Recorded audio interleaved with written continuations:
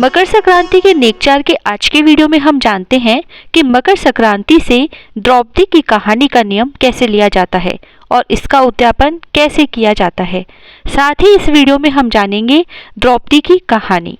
यह कहानी सुनने और इसका उद्यापन करने से हमारे घर के भंडार हमेशा भरे रहते हैं। यह कहानी मकर संक्रांति से सवा महीने तक सुनी जाती है।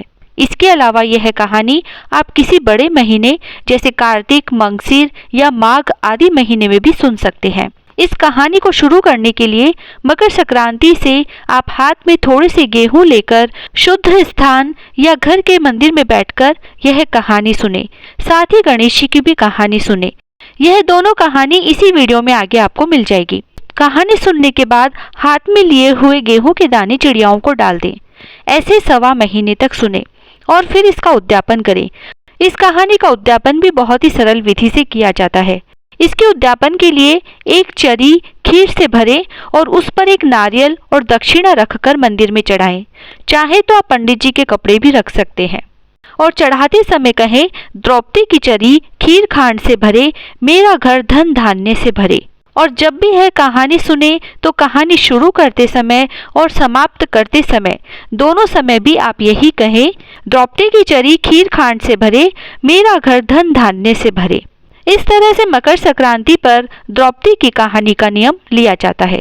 तो आइए अब सुनते हैं द्रौपदी की कहानी। एक बार पांचों पांडव व द्रौपदी वन में रह रहे थे। उस समय उनका वनवास चल रहा था। कौरव पांडवों में आपस में मतभेद हो रहा था। कौरवों ने सुना कि वन में द्रौपदी के पास एक ऐसा बर्तन है जिसमें सबका खाना आ जाता है। उसको जब भी सीधा रखोगे वह वापस भर जाएगी, लेकिन सबसे आखिरी में द्रौपदी खाना खाकर जब उसको साफ कर देगी तब वह खाली हो जाएगी। जब दुशासन ने यह सुना तो यह सोचकर कि द्रौपदी ऋषियों को भूखा भेजेगी तो दुर्वासा ऋषि उनको श्राप दे देंगे। ऐसा सोचकर दुर्वासा ऋषि व 88,000 ऋषियों को पांडवों के पास भोजन करने के लिए भेज दिया। दुर्वासा ऋषि 88,000 ऋषियों को लेकर धर्मराज युधिष्ठिर के पास पहुंचे और कहा कि हम सब भूखे हैं, खाना खाएंगे। युधिष्ठिर ने कहा, ठीक है, तब तक आप लोग स्नान करके आ जाएं। सब ऋषि स्नान करने चले गए और युधिष्ठिर ने द्रौपदी से कहा कि ऋषि अभी प्रसादी लेने आएंगे। तब द्रौपदी ने घबराकर कहा कि मैंने तो पात्र को धोकर रख दिया। द्रौपदी को बड़ी चिंता हुई और वह श्री कृष्ण जी की प्रार्थना करने लगी, हे श्री कृष्ण, आपने हर संकट से बचाया, आज भी बचाओ। अंतर्मन से द्रौपदी ने पुकारा और भगवान दौड़े आए। आकर द्रौपदी से पूछा कि बहन, तुमने हमें याद किया? तो द्रौपदी रोने लगी और भगवान से कहा कि प्रभु, मैंने खाने के बर्तन को साफ करके रख दिया है। और दुर्वासा ऋषि 88,000 ऋषियों को लेकर आ गए। वे सब नहाने गए हुए हैं, आते ही होंगे। उनके खाने की व्यवस्था कैसे होगी? बर्तन को एक बार साफ करने के बाद दोबारा भोजन नहीं आता है, अब तो कल ही उसमें भोजन आएगा। द्रौपदी की बात सुनकर भगवान ने कहा कि लाओ, तुम्हारा बर्तन कहाँ है?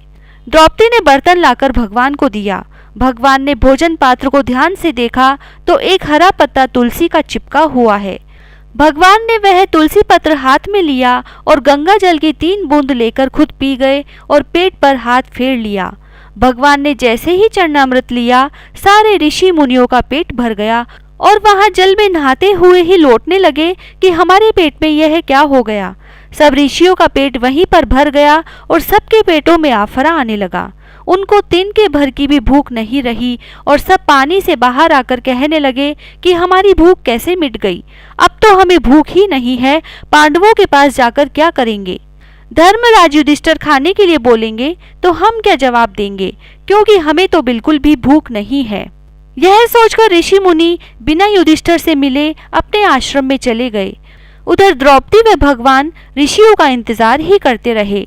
द्रौपदी ने कहा, भगवान, दुर्वासा ऋषि मुनियों को लेकर अभी तक नहीं आए।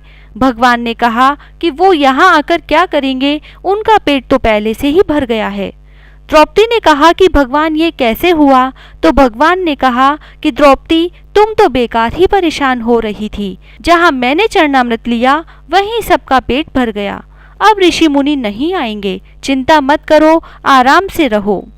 और यह कहकर भगवान चले गए। द्रौपदी बहुत खुश हुई और सोचने लगी कि भगवान नहीं आते तो क्या होता। भगवान को सच्चे हृदय से याद करो तो प्रभु अवश्य आते हैं और भक्तों की मनोकामना पूरी करते हैं। हे श्री कृष्ण भगवान, जैसे आपने द्रौपदी की लाज बचाई वैसे हमारी भी बचाना। कहता न सुनता न हुकारा भरता ने अपने सारे परिवार की रक्षा करना। बिंदायक जी की कहानी। महारा बिंदायक जी स्याणा, लावे धन का बाणा। महारा बिंदायक जी सुधा, भरे धन का कूड़ा। महारा बिंदायक जी भोला और भरे धन का झोला। महारा बिंदायक जी धाया और लावे धन का गाड़ा। बिंदायक जी बाबा, भरिया आईजो रीता जाइजो। बिंदायक बाबा रंगो चंगो, फिरे बाड़ी में भर्यो सुरंगो। राज ध्यावे राजन, में माँ का सुहाग ने। पोता भू की राबड़ी, दोयता भू की खीर। मीठी लागे राबड़ी, खारी लागे खीर। घर सांकड़ो दीजो, धन मोखलो दीजो। सबका संकट हरजो, सबका दुख मेटजो। सबका कारज सिद्ध करजो, सब विपत्तियां से बचाजो। सुख संपत्ति दीजो, लक्ष्मी को वास दीजो। सबकी लाज राखजो, सबके अन्न धन का भंडार भरजो। हर मनोकामना पूरी करजो। कहता ने सुनता ने हुकारा भरता ने, आपने सारे परिवार की रक्षा करजो। सोना की चौकी चांदी का थाल, जी में बैठा महारा बिंदायक जी महाराज। जय श्री राधे।